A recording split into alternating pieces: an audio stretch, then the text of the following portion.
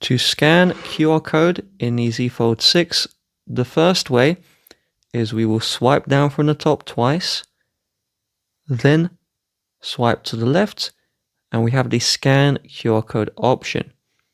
So if we tap on this one, we can place the QR code in the frame of the camera and it should scan, and then we have further actions here. Now the second way is to use the camera app. So if we open this one, we place the QR code in the frame of the camera and then it shows what that QR code is. Then we can tap to action it.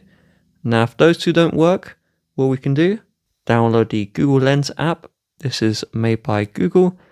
And so once it's installed, we will open it up.